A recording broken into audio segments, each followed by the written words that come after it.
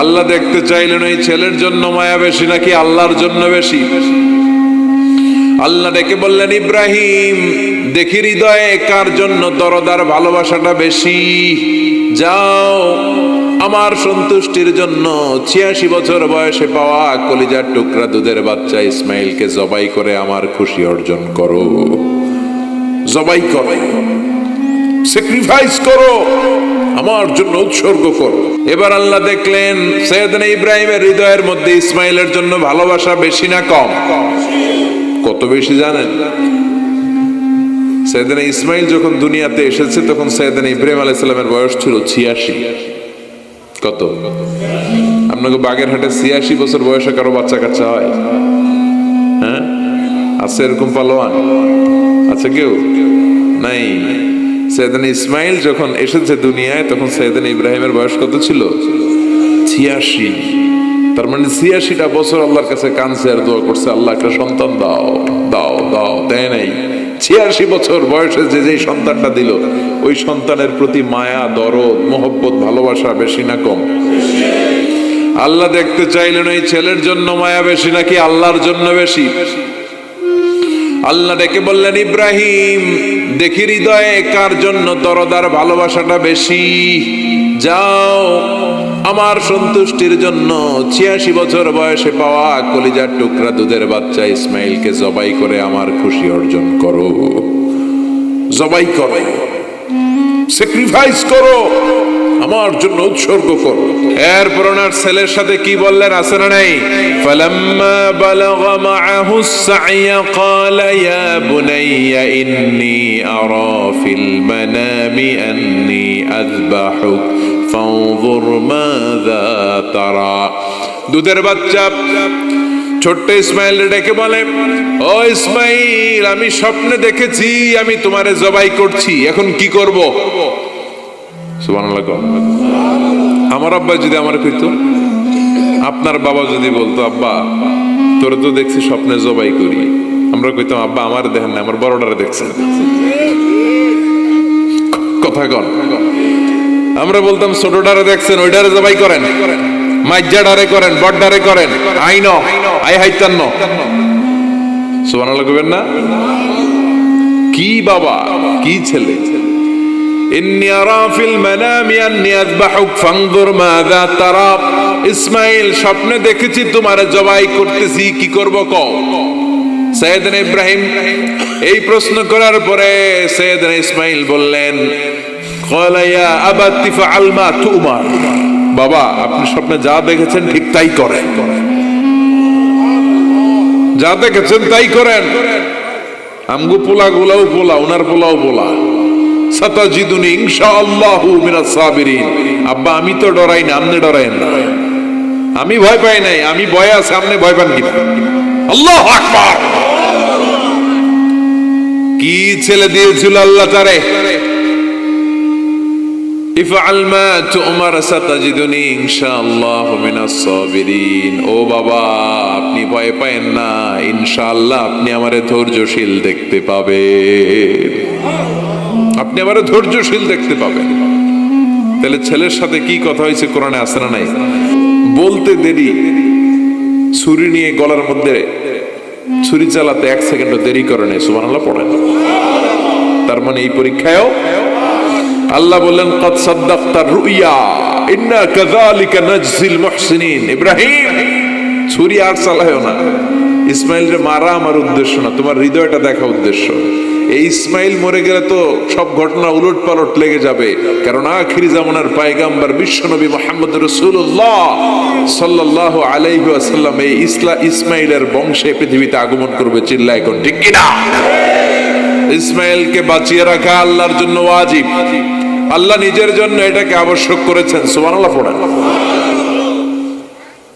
Imagine কি sacrifice তিনি করেছেন, প্রতিটা পরীক্ষায় পাস। পরীক্ষার ফলাফলে আল্লাহ কি বললেন, তোমার আমি কি বানাইলাম? নেতা। নেতা হওয়া এত সোজা না। লিডারশিপ কোয়ালিটিটা অনেক গুরুত্বপূর্ণ কোয়ালিটি, এটা চাইলেই পাওয়া যায় না। এটা নিজেকে তিলে তিলে পরীক্ষায় উত্তীর্ণ করে কষ্টি পাথর দিয়ে যাচাই বাছাই হওয়ার পরে নিজেকে প্রমাণ করে করে নেতা হতে হয়। চিৎকার করে বলেন ঠিক কিনা? আল্লাহ বললেন, আমি আমার খলিল রে খালি পরীক্ষার উপর পরীক্ষা নিলাম। যারে আল্লাহ ভালোবাসে বেশি তার জীবনে পরীক্ষাও। বিশ্বনবীরে আল্লাহ বুঝাতে চাইলেন, ও আমার নবী, আপনার জীবনটা পরীক্ষাময়। এত পরীক্ষা দেখে বিচলিত হওয়ার কিছু নাই, টেনশনে পড়ার কিছু নাই, নিরাশ হওয়ার কিছু নাই। আপনার পিতা ইব্রাহিমকেও এরকম অনেকগুলো আমি পরীক্ষা নিয়েছি, আর প্রতিটা পরীক্ষায় আমার ইব্রাহিম খলিল সফলতার সাথে উত্তীর্ণ হয়েছে। আসাদুন নাসি বালাআন আল আম্বিয়া, এই পৃথিবীতে সবচেয়ে বেশি বালা মুসিবত আর পরীক্ষা আসে নবীদের। কাদের? সুম্মাল আমসাল ফাল আমসাল, এরপরে সিদ্দিকিনদের, শুহাদাদের, সলিহিনদের। ইবতালা আর রাজুলু হাসাবা দীনি, ব্যক্তির দিনদারি যত বেশি তার উপর আল্লাহর পরীক্ষাও। এজন্য মুমিন পরীক্ষাতে ভয় পায় না, মুমিন কখনো বিচলিত হয় না। মুমিন ভরসা রাখে একজনের উপর, চিল্লায় বলেন যিনি কে? আল্লাহ বললেন, পরীক্ষার পর পাহাড় সম পরীক্ষা দিয়ে আমি আমার খলিল ইব্রাহিমকে যাচাই করেছি। একটা পরীক্ষায় ইব্রাহিম ফেল করে নাই, প্রতিটা পরীক্ষায় পাস। এগুলো বলে বলে বিষ্ণুনবীর আল্লাহ সান্ত্বনা দিচ্ছেন, নবী, ওরা আপনারে গালি দেয় জাদুকর বলে, ওরা আপনারে গালি দেয় গণক বলে, ওরা আপনারে কবি বলে গালি দেয়, ওরা আপনারে পাগল বলে গালি দেয়। একটার পর একটা পরীক্ষায় আপনি জর্জরিত হচ্ছেন। নবী, আপনার পিতা ইব্রাহিম তার চেয়েও বেশি পরীক্ষায় পড়েছে। দুনিয়াতে আমরাও যারা পরীক্ষার শিকার, আমরাও সাইয়েদনা ইব্রাহিমের জীবনী থেকে শিক্ষা নেওয়ার দরকার আছে না নাই? গালি আসবে, মন্দ কথা আসবে, বিপদ আসবে, জেল জরিমানা আসবে, ঝুঁকি আসবে। এই ঝুঁকি আর রিস্কের মধ্য দিয়ে কালিমার দাওয়াতের প্রচারের কাজ করতে হবে। চিল্লা এখন ঠিক কিনা? এটাই মুমিনের বৈশিষ্ট্য। ঝুঁকি, বিপদ, পরীক্ষা, বালা মুসিবত, এগুলো মুমিনের লক ছাড়ে না, পিস ছাড়ে না। কারণ মুমিনরে পছন্দ করে কে? মুমিন খুব ভালো করেই জানে বিপদের পরেই বিজয় দান করবে কে। রাত্রি যত গভীর হয়, সুবহে সাদিকের সময় কাছে আসতে থাকে, গর্ভবতী নারীর পেটের ব্যথা যত বাড়তে থাকে, নতুন মেহমান দুনিয়ায় আসার সময় ঘনাতে থাকে, তেমনি ইসলামের পক্ষে যারা কথা বলে তাদের উপর বিপদ, ঝুঁকি, অত্যাচার, অনাচার যত বাড়তে থাকে, কালেমার বিজয়ের সময়টাও কাছে আসতে থাকে, কাছে আসতে থাকে। এই নাজরানা আমাদেরকে দিতে হবে। পরীক্ষায় আমাদেরকে সাইয়েদনা ইব্রাহিমের মতো উত্তীর্ণ হতে হবে। জালিমরা বেশি দিন থাকতে পারে না, এটা ইতিহাস সাক্ষী। কথা বলেন? যারা জুলুম করে তাদের জন্য তো সাহায্য নাই, যারা মাজলুম তাদের জন্য সাহায্য। বদরের প্রান্তরে 313 জন মাত্র দরিদ্র, গরিব, মাজলুম সাহাবী, তাদের জন্য আকাশ থেকে ফেরেশতা দিয়ে নুসরাত, সাহায্য করেছে কে? তার মানে মাজলুম আল্লাহর পক্ষে আর জালিমের বিপক্ষে, ঠিক কিনা? জালিমের জন্য কোনো সাহায্য নাই, বরং দুনিয়ায় যারা জুলুম করে তাদের ক্ষমতা বেশি দিন থাকে না। ফেরাউন বেশি দিন থাকে নাই, থাকছে? নমরুদ বেশি দিন থাকে নাই, থাকছে? থাকতে পারে না। যারা দুনিয়াতে রক্ত ঝরায় এরা থাকতে পারে না, বরং যাদের রক্ত ঝরে তাদেরকে আল্লাহ বিজয় দিয়ে দেয়। আর যারা রক্ত ঝরায় এদের শেষ রক্ষাও হয় না, এরা জান নিয়ে পালাবার সুযোগ পায় না। কথা বলেন? এজন্য পরীক্ষা আসলে মুমিন ভয় পাবে। মুমিনের হৃদয়ে ভয় আছে কার? চিল্লায় বলেন। আল্লাহর ভয় নিয়ে থাকতে হবে। সাইয়েদনা ইব্রাহিমকে একটার পর একটা পরীক্ষায় আল্লাহ ফেলেছেন, একটার পর একটা পরীক্ষায় আল্লাহ ফেলেছেন, কিন্তু এই পরীক্ষায় তিনি গোল্ডেন এ প্লাস। সুবহানাল্লাহ পড়েন। রব্বুল আলামিন বলেন, وَإِذِ ابْتَلَى إِبْرَاهِيمَ رَبُّهُ بِكَلِمَاتٍ فَأَتَمَّهُنَّ قَالَ إِنِّي جَاعِلُكَ لِلنَّاسِ إِمَامًا। ও খলিল, একটার পর একটা পরীক্ষা আমি তোমার জীবনে নিয়েছি। বিশ্বনবীরে বললেন, আমার ইব্রাহিমের উপর একটার পর একটা পরীক্ষা আমি নিয়েছি, ইব্রাহিম প্রতিটা পরীক্ষায় পাস। আর খুশি হয়ে আমি বললাম, ইব্রাহিম আমি তোমার নেতা বানায় দিলাম। Allah put Sayyidina Ibrahim in some tests and trials, and Sayyidina Ibrahim successfully overcome all the tests. Allah said, Ibrahim, I'm gonna make you the leader. Ibrahim, আমি তোর লিডার বানাই দেব, এই ফলাফল স্বরূপ তোমার আমি গোটা বিশ্বের নেতা বানাই দিব। I'm gonna make you the leader. এজন্য সাইয়েদনা ইব্রাহিমকে নেতা বানাই দিলেন কে? একটার পর একটা পরীক্ষা তিনি দিয়েছেন। একটাও সাধারণ পরীক্ষা ছিল না, সব ভয়ঙ্কর পরীক্ষা। পরীক্ষাগুলো ছিল অগ্নি পরীক্ষা, পরীক্ষা নাম্বার 1 ইলকাউহু ফিন্নার, আগুনের পরীক্ষা। নমরুদ বলে, ইব্রাহিম ঈমান ত্যাগ করো, না হলে আগুনে ফেলবো। কোথায় ফেলবো? সাইয়েদনা ইব্রাহিম বলে, আমার জীবন যাবে কিন্তু ঈমান যাবে। ঈমানের পথে অবিচল থেকে আমার মরণ যেন হয়। তোমারই কাছে মিনতি আমার, তোমারই কাছে মিনতি আমার, মহামহিম দয়াময়। ঈমানের পথে অবিচল থেকে আমার মরণ যেন হয়। পড়ে না আমিন। নমরুদ বলে, ইব্রাহিম ঈমান ছাড়ো, তা না হলে আগুনে ফেলবো। ইব্রাহিম বলে, জীবন যাবে কিন্তু ঈমান যাবে। তার মানে পরীক্ষায় পাস, আগুনে ফেলে দেয়া হলো। ঈমান হারা করতে পারে নাই নমরুদ। তার মানে আগুনের পরীক্ষায় নাকি ফেল না পাস। পরীক্ষা নাম্বার 1। পরীক্ষা নাম্বার 2 আল্লাহ বললেন, ইব্রাহিম কলিজার টুকরা সন্তান ইসমাইলকে আর প্রিয়তমা স্ত্রী হাজারকে মক্কার ধুধু প্রান্তরে রেখে আসো, যেখানে কোনো মানুষ নাই, কোনো পাখি নাই, কোনো প্রাণী নাই, কোনো খাওয়ার পানিও নাই, কেউ নাই, জনমানব শূন্য এলাকার মধ্যে। ফ্যামিলির সবাইকে রেখে আসো, ইসমাইলরেও রেখে আসো, হাজারকেও রেখে আসো। কোনো টু শব্দ করলেন না। সাইয়েদনা ইব্রাহিম কিছু জিজ্ঞেস করলেন না, বলার সাথে সাথে ওনার স্ত্রী আর কলিজার টুকরা বাচ্চাটারে মক্কার ধুধু প্রান্তরে রেখে দিয়ে আসলেন। এই পরীক্ষায়ও কথা বলেন, এই পরীক্ষায়ও আমাদেরকে যদি আল্লাহ বলে, যাও তোমার সন্তান তোমার স্ত্রীকে রেখে আসো সাহারা মরুভূমিতে, পারবেন? হ্যাঁ, কি পরীক্ষা দিয়ে আল্লাহর প্রিয় হয়েছে। তার মানে আগুনের পরীক্ষায় পাস, ফ্যামিলি বিসর্জন দেওয়ার পরীক্ষায় পাস।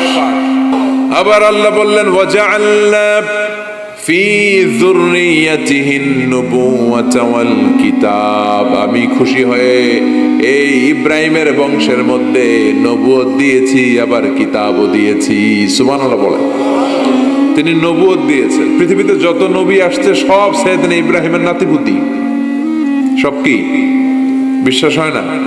এই পৃথিবীতে যত পয়গম্বর এসেছেন তার 99.99% নবীরাই ওনার ছেলে আর নাতিপুতি। চিল্লায় পড়েন আল্লাহু আকবার। এজন্য ওনারে বলা হয় আবুল আম্বিয়া, father of the all prophets, সব নবীদের বাবা। ওনার বয়স যখন 86 তখন আল্লাহ সাইয়েদনা ইসমাইলকে দিলেন। বয়স যখন 100 তখন সাইয়েদনা ইসহাক আলাইহিস সালামকে আল্লাহ দিলেন। এইদিকে ইসমাইল, এদিকে সবাই বলেন এদিকে, এদিকে সবাই বলেন এটা, এটা ইসহাক। পৃথিবীতে যত নবী এসেছে সব ইসহাকের চ্যানেলে এসেছে।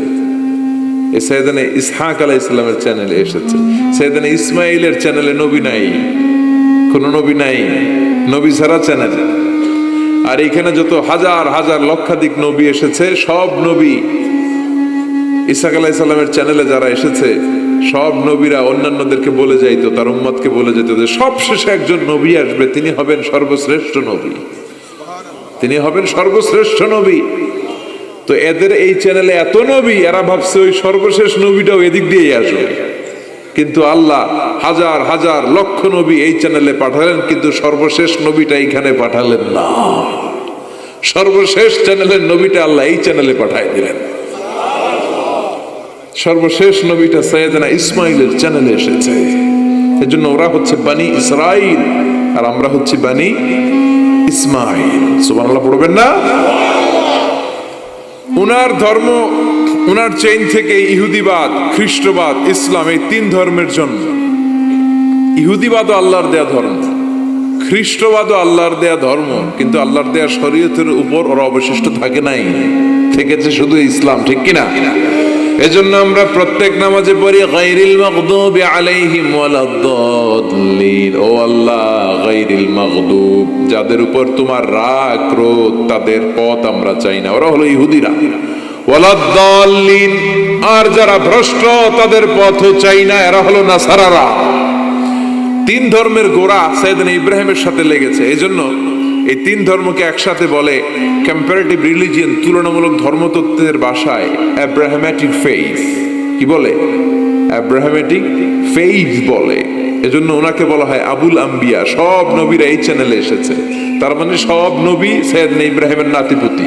আবার এই প্রতিটা নবীর জন্য আল্লাহ তাআলা আকাশ থেকে কিতাব নাজিল করেছেন। চিল্লায় বলেন ঠিক কিনা? আল্লাহ বলে, ইব্রাহিম তোমারও আমি কিতাব দিলাম। সাইয়েদনা ইব্রাহিম আলাইহিস সালামের উপর কিতাব আছে না নাই? ওই কিতাবের নাম কি? কে পারে? ইন্না হাযা লাফিস সুহুফিল উলা সুহুফি ইব্রাহিম ওয়া মূসা। সুহুফি ইব্রাহিম, সাইয়েদনা ইব্রাহিমকে আল্লাহ তাআলা সহিফা দান করেছেন। চিল্লায় পড়েন আল্লাহু আকবার। আবার এই নবীর নামে আল্লাহর কোরআনে একটা সূরা আছে না নাই? কথা কন, কি নাম সূরা? সূরা আলিফ লাম রা। কিতাবুন আনজালনাহু ইলাইকা লিতুখরিজান নাসা মিনায-যুলুমাতি ইলান নূর। সুবহানাল্লাহ পড়েন। আলিফ লাম রা। I have revealed this holy and sacred book unto you in order to lead the mankind out of darkness into the light. ও নবী, আমি এই কিতাবকে আপনার কাছে পাঠিয়েছি অন্ধকারাচ্ছন্ন মানুষগুলোকে অন্ধকার থেকে আলোর দিকে নিয়ে যেতে। এই কোরআনের ভেতরে আলো আছে না নাই? সবকিছুর সমাধান আছে না নাই? সমাধান চাও যদি জীবনে মরণে ফিরে যাও, খুঁজে নাও চোখ রাখো কোরআনে। সুবহানাল্লাহ পড়েন। চোখ রাখবেন কোথায়? নাকি মোবাইলে, না টিভিতে, না এটিএন বাংলার পর্দায়? আসিতেছে আগামী শুক্রবার রঙিন পর্দায়। চোখ রাখুন এটিএন বাংলায়। এটিএন বাংলায় চোখ রাখবেন। কই রাখবেন?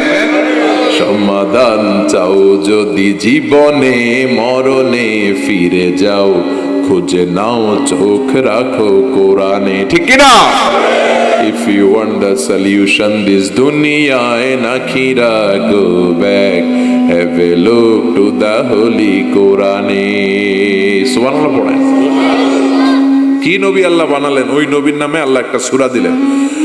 আবার আল্লাহ বললেন, ও দুনিয়ার মুসলমানেরা শোনো, তোমাদেরকে মুসলমান বলে নাম করেছে সাইয়েদনা ইব্রাহিম। ঠিক কিনা? আবার এই নবী সাধারণ কোন নবী নয়, এই নবী হলো তোমাদের জাতির পিতা। আমাগো জাতির পিতা কেডা? কথা কন আরো জোরে, সবাই মিলে বলে, মিল্লাত আবিকুম ইব্রাহিম হুয়া সাম্মাকুমুল মুসলিমিন। মিল্লাত আবিকুম ইব্রাহিম, তোমাদের জাতির পিতার নাম, আমাদের জাতির পিতার নাম হুয়া সাম্মাকুমুল মুসলিমিন, তিনিই তোমাদেরকে মুসলমান নামকরণ করেছে। আবার আল্লাহ বললেন, আসলিম ইব্রাহিম, তুমি সবাইরে মুসলমান বানাও, আগে নিজে মুসলমান হও। আসলিম ক্বালা আসলামতু লিরাব্বিল। ও ইব্রাহিম, তুমি মুসলমান হও বলার সাথে সাথে ইব্রাহিম বলে, আল্লাহ দেরি নাই, আমি মুসলমান হয়ে গেলাম। ইহুদিরা দাবি করতো সাইয়েদনা ইব্রাহিম নাকি ইহুদি। নাউজুবিল্লাহ পড়বেন না? খ্রিস্টানরা দাবি করত সাইয়েদনা ইব্রাহিম নাকি খ্রিস্টান। আল্লাহ বলে, মা কানা ইব্রাহিম ইয়াহুদিয়াও ওয়ালা নাসরানিয়াও ওয়ালাকিন কানা হানিফাম মুসলিমা। আল্লাহ বলে, আমার ইব্রাহিম ইহুদি নয়, আমার ইব্রাহিম খ্রিস্টান নয়, আমার ইব্রাহিম পাক্কা মুসলমান, হানিফান মুসলিমা, পাক্কা মুসলমান। ওনার ইসলামে কোনো সন্দেহ। এজন্য আল্লাহ খুশি হয় ওনার একটা উপাধি দিলেন। উপাধিটা হলো লা হালিম। ইন্না ইব্রাহিম লা হালিমুন আওয়াহুম মুনিব। আমার ইব্রাহিম সহনশীল, আমার ইব্রাহিম ভদ্র। সুবহানাল্লাহ বলেন। আমাদের বাংলাদেশে আমাদের মুসলমানদের মধ্যে এটার সবচেয়ে বড় অভাব, সহনশীলতা আমাদের নাই। কথা কয়, নিজে যেটা বুঝি ওইটাই। আমি তাবলীগ করি, আমি মনে করি আমি হক, বাকি সব বাতিল। এই সমস্যাগুলো বাগেরহাটে আছে না নাই? হ্যাঁ, আমি যদি জামাত ইসলাম করি, আমি মনে করি আমি হক, বাকি একটা দলরও আমি হক বলতে চাই না। আছে না এরকম? আমি আহলে হাদিস, সো আমি হক, আর বাকি যা আছে সব বাতিল। আমি কওমি, তো আমি ভালো, আলিয়া সব খালিয়া। কথা কর। আবার আমি আলিয়া, আমি ভালো, কওমিয়া সব শেষ। এই ঠেলা ঠেলে এই দেশে আছে না নাই? এক ইসলাম, এক নবী, এক কোরআন, এরপরে সহনশীলতা নাই। সে অন্য নেশাবে পড়ুক, সে অন্য মতদর্শে হোক, সে তো আমার ভাই। সবচেয়ে বড় পরিচয়, সেও মুসলিম, আমিও মুসলিম। এই চিন্তাটুকু নাই। আল মুমিনুনা ইখওয়া, ব্রাদারহুড, ভ্রাতৃত্বের এই বন্ধনটা আমাদের মধ্যে নাই। আমরা একে অপরকে গালিগালাজ করতে দেরি করি না, একটু চিন্তা করি না। কাফের বলে ফতুয়া দিতেও দেরি করি না। কথা কর, ফতুয়া আছে না নাই? কয় তুই কাফের 10 কারণে, তুই কাফের 20 কারণে, তোর দাদা কাফের, তোর নানা কাফের, তোর পীর সাহেব হুজুর কাফের। আছে না নাই? তোর এই কাফের পীর সাহেব মারা গেলে, এই পীর সাহেবের যে কবরে শোয়ানো হবে, ওই কবরের উপরে যে ঘাস উঠবে, ওই ঘাস যে গরু খাবে, ওই গরুর যে দুধ খাবে, ওইটাও কাফের।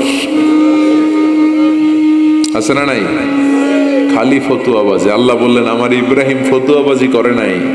ইন্না ইব্রাহিম লা হালিমুন আওয়াহুম মুনিব। আমার ইব্রাহিম ছিল সহনশীল, ভদ্র একজন নবী। চিৎকার করে বলতে হবে ঠিক কি না?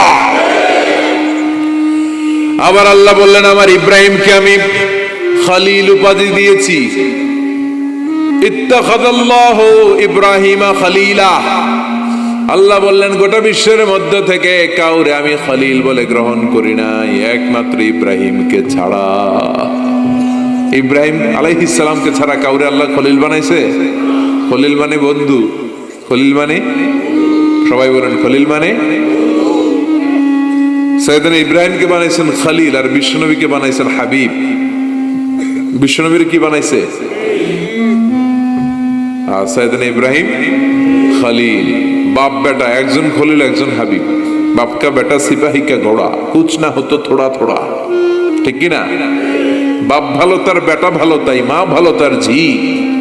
গাই ভালো তার দুধ ভালো রে, দুধ ভালো তার ঘি। বাবা যদি ভালো হয় ছেলে ভালো,